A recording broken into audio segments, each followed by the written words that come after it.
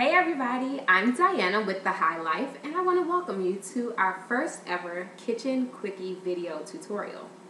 Have you ever woken up with the oddest craving for like a childhood favorite? I don't know if it was me having a case of the Mondays and really just pining for a time when life was much easier, if it's the fall chilly weather out there.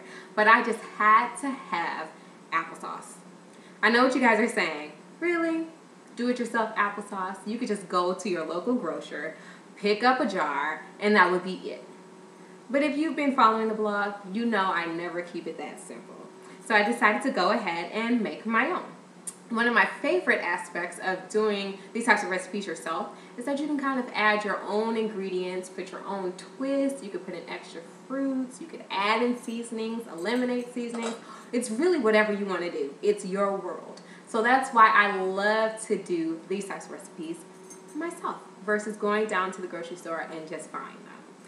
So before I started this video blog, I went ahead and I cored, peeled, and diced my gala apples. So I started with 2 large apples and I diced them into pretty small pieces, as you can see. The smaller, the better.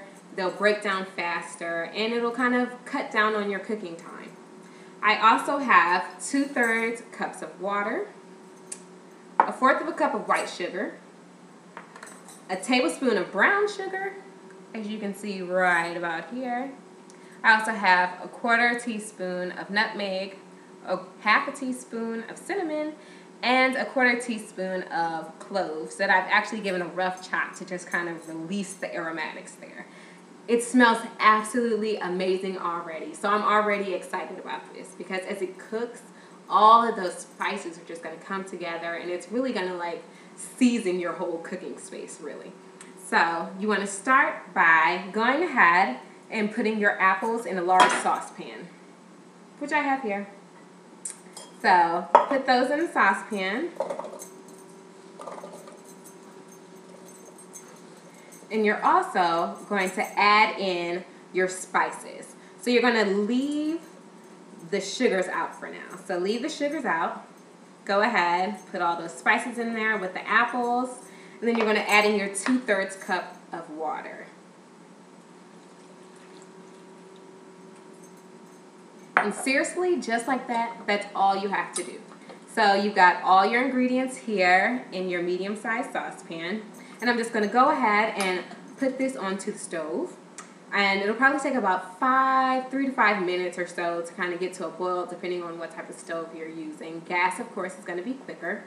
And so after you've gone ahead and gotten it to a boil, you want to add in your sugars. So you're going to add in that 1/4 cup, of white sugar and your tablespoon of brown sugar. And you're going to let it simmer for about 10 minutes. And you're going to know because the apples would have gotten a little translucent and they would have started to break down. And at that point, you know that it's done.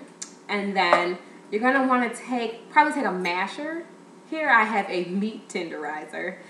Sometimes you got to make amends and just use what you have, and they work just as well. So you're going to want to take the masher and just get it to an applesauce consistency. You'll know exactly what that consistency should be like because I'm sure you remember from those childhood days. So I have a picture below of the finished product. And if you have any questions, just let me know. But thank you again for watching this High Life Kitchen